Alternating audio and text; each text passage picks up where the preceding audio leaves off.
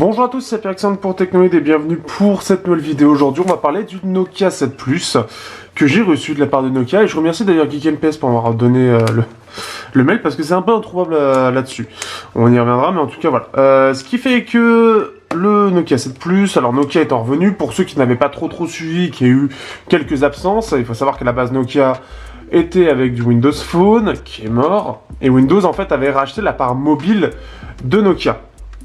Entre-temps, les anciens de chez Nokia, étant un petit peu désabusés de ce qu'a fait Microsoft, ont préféré partir et créer leur propre marque, entre guillemets, avec HMD. Donc HMD, en fait, le réel nom de l'appareil, c'est HMD Nokia 7 Plus. Sauf que, en fait, ce qui se passe, c'est que officiellement, Nokia n'a pas la possibilité de ressortir des téléphones. Des téléphones des téléphones en fait parce que en fait justement ils ont Microsoft a pris les droits, donc il y a un engagement, je sais pas, ça doit être 5 ans, une connerie comme ça. Si je dis des conneries, n'hésitez pas à me le dire dans le commentaire, je suis pas très certain de ce que je dis. Donc ce qui fait qu'en fait ils passent par HMD et ils reprennent le nom de Nokia. Donc ils ont la possibilité, en fait Nokia supervise, entre guillemets, il supervise le produit, ou cahier des charges, etc.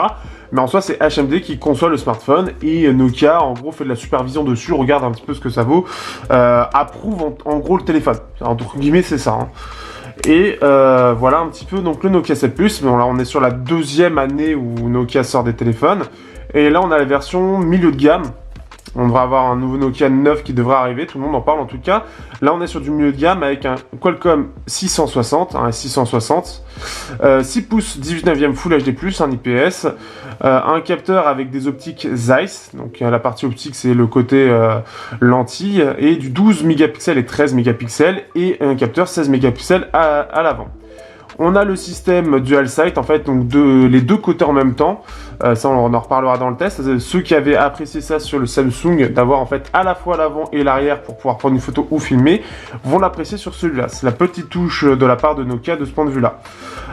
On est sur une boîte assez simple avec toujours ce qui rappelle Nokia, donc ce côté Connecting People qui est toujours présent. Voyons voir un petit peu la bête.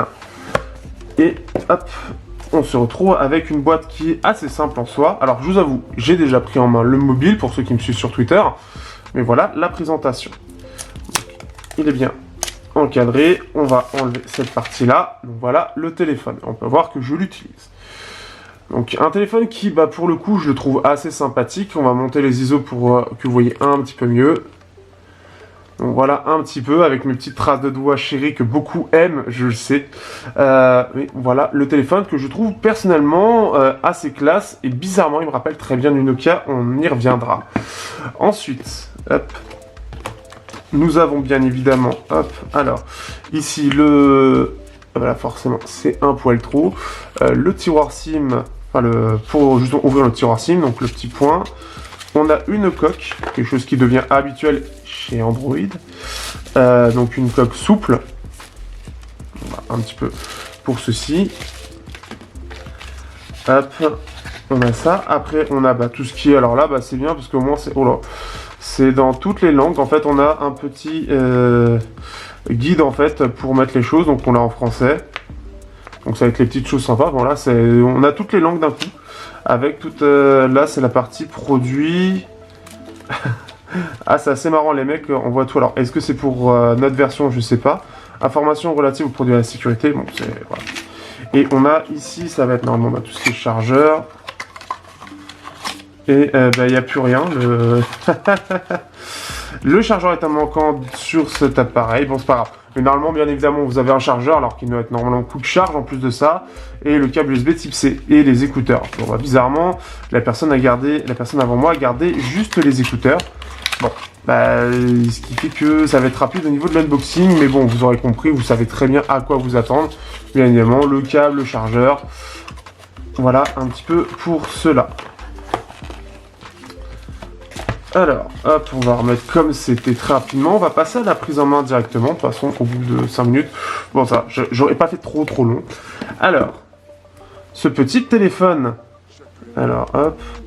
Donc, quelle est la particularité de ce téléphone? Eh bien, déjà, c'est du Nokia, et il est vrai qu'on les attendait depuis longtemps, et c'est vrai que je suis assez content de pouvoir le tester et pouvoir me faire une idée du produit. Parce que beaucoup, je pense, se posent des questions sur le produit. Bon, on sait un petit peu ce que ça vaut. Mais la première génération n'était apparemment pas très réussie, notamment au niveau du rapport qualité-prix, de ce qui était proposé. Là, on est sur des processeurs qui deviennent en milieu de gamme très intéressants. Et en plus de ça, on sent la touche Nokia. C'est d'ailleurs l'un des trucs qui m'a frappé dès le départ sur ce produit. C'est que j'ai l'impression d'avoir une Nokia. Je sais, il a une identité. Alors, je sais pas exactement par quoi ça passe, mais ça doit être déjà le petit cerclage qu'on a autour ici, qui fait son effet. On a Nokia à l'avant, l'une des rares marques qui a le faire aujourd'hui, d'avoir la marque à l'avant. Moi, j'apprécie ça. C'est tout con, mais j'apprécie ça. On a quelque chose à la fois qui est imposant, qui reste plutôt bien optimisé. C'est assez bizarre, parce que ça reste bien optimisé, mais ça semble imposant. On a Zeiss qui est marqué ici assez discrètement. On peut le voir ici. Nokia bien évidemment ici. Mais en fait, ce qui frappe au niveau du fait que ça rappelle tout simplement ça rappelle Nokia, c'est sa prise en main. Et je me pose la question en fait depuis le départ à quoi ça me rappelle, mais je crois que ça me rappelle le Nokia N95. Il y a une idée dans la prise en main qui fait que ça me rappelle... Alors, pas pour l'avoir eu en plus de ça, c'est le pire, c'est que je l'ai pas eu en main le N95. En tout cas, je me rappelle pas.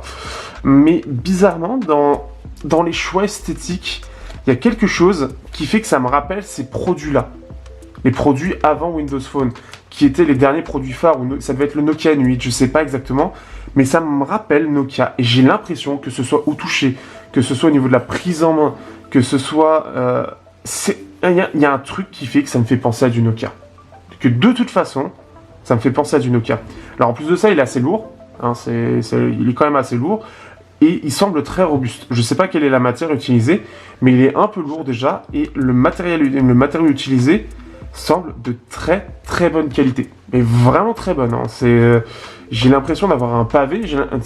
On peut rejouer sur le côté. Fais gaffe, j'ai un Nokia, si je te le mets dans ta gueule, c'est le crâne qui va se fendre. J'ai vraiment cette impression-là. J'ai vraiment une très grosse impression que je n'ai pas avec d'autres appareils. C'est assez étonnant, mais il me fait vraiment. On a cette impression de robustesse qui est la renommée de Nokia aussi. L'appareil en lui-même, en plus de ça, il tourne sur Android One, donc c'est-à-dire qu'en gros, vous avez une ROM quasi pure. La seule chose qu'en gros Nokia a réellement modifié, c'est l'appareil photo, c'est la touche Nokia pour le coup, avec pas mal de petits modes. Donc on est quand même sur une base un petit peu de Google, mais qui est largement modifiée. Donc voilà, là on peut retrouver un peu le côté Google, mais sinon après, on a plein de modes partout. Arrêtez de parler maintenant. Pourquoi vous parlez tous maintenant? Ce qui fait on va avoir tous les modes. Alors on a Google Lens qui est proposé par défaut. On a le côté dynamique. On va voir ici les effets. Ici on va voir Touch Up. J'ai pas encore vu ce que c'était. Le côté le fameux Up ici. Donc ce qui fait que vous avez la caméra, donc l'avant. Je suis ici. Et de l'autre côté la caméra avant. Alors, en plus, donc déjà vous pouvez faire ça, mais en plus de ça, vous pouvez faire des lives. Donc c'est-à-dire que là, par exemple, je peux lancer un live par rapport à ça, tout en étant dans ce système-là, en ayant un côté picture-in-picture où je vais pouvoir déplacer l'image, par exemple. Donc c'est vachement sympa. Pour ceux qui font des lives, des vlogs, etc., qui veulent partager quelque chose et qui aimeraient bien avoir les deux côtés, eh bien vous avez ça et c'est plutôt bien fait. Donc comme je l'ai redit encore une fois, on est sur du Android One. Nokia apparemment pour Android Pie, alors ça va arriver en septembre. Sachant que je dois le carter jusqu'au 15 septembre, j'espère l'avoir début septembre et pouvoir vous faire un avis directement avec Android Pie. Ce serait le truc parfait à voir comment ça va se gérer. En sachant que, hop, ici, on est donc sur la version 8.1 avec le correctif de sécurité du 1er août. Donc ce qui fait que c'est plutôt pas mal de ce point de vue-là, ils sont très forts et comme je le redis, pour la bêta d'Android Pie, c'est eux qui ont joué le jeu à fond. Et en fait, c'est là où Nokia remplit tout. En fait, a coché toutes les cases de ce qu'on attendait de Nokia sur Android. Un Nokia avec tout le côté design qui rappelle un Nokia, robuste, très bien fini, un peu lourd entre guillemets on va dire, mais cet effet vraiment très résistant. Et Android One avec un suivi au top. Ce que j'avais peur avec Nokia, c'est que ça ne se perce pas parce que c'était plus un côté nostalgique qui serait ressorti. Ce qui apparemment n'est pas le cas. Et surtout, ce que j'avais peur, c'était aussi le côté le côté un peu cher. Et pour le coup, bah, celui-là, bah, d'ailleurs un collègue de mon travail l'a déjà acheté parce qu'il a été conquis quasi immédiatement par le téléphone, notamment parce qu'il est aussi un peu robuste et qu'il est plutôt performant. Et pour l'instant, les tests sont quand même pas mal du tout.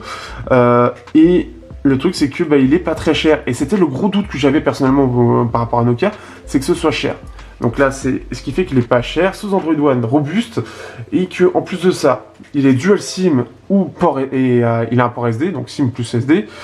Il a un port jack, l'USB Type C, avec de la charge rapide en plus de ça. Et en soi, il est plutôt pas mal. Et le double capteur photo est plutôt pas mal non plus. Là, je vous montrerai pas, je vais pas l'intégrer, mais il est vraiment sympathique pour tout ce qui est photo. Il fait des bonnes photos. Alors, pour l'instant, la mise au point, elle semble pas extraordinaire. Ça manque un peu de détails, honnêtement. Mais le rendu des photos est vraiment très bon. Au niveau des détails, ça se défend plutôt bien. Et en plus de ça, pour terminer, l'autonomie semble excellente. Pour l'instant, de ce que j'en vois, elle semble vraiment très très bien. Quelque chose à confirmer. Mais Nokia signe, en tout cas avec ce 7 Plus, pour ne pas avoir eu les autres, donc je ne saurais pas me dire, mais ça semble plus perfectible. Mais ce Nokia 7 Plus semble être un petit peu... je pense qu'actuellement, ça va être le meilleur Nokia sous Android qui est sorti, et peut-être l'un des meilleurs Nokia sortis ces dernières années. Parce qu'il est plutôt performant, très bien fini, autonome. Il n'a pas d'encoche. Il n'a pas d'encoche. Et oui, il n'a pas d'encoche. Et ça, c'est tout con, mais quand on a 25 notifications, bah on a les 25 tout en haut. Donc... ça peut paraître con, mais voilà. Et puis bon, bah, pour ceux qui veulent Android pur, très bien suivi, du vrai Android pur pour le coup, Android One. Alors c'est eux qui les compilent en plus de ça, ils sont très rapides.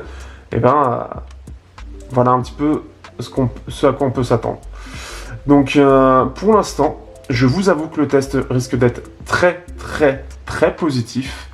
Et je pense que ça va être un coup de cœur parce que au-delà de l'appareil qui se défend plutôt bien pour son prix, qui vaut son prix à mon sens, pas forcément beaucoup plus mais pas moins non plus, bah il a quelque chose, il a une identité qui est différente des autres.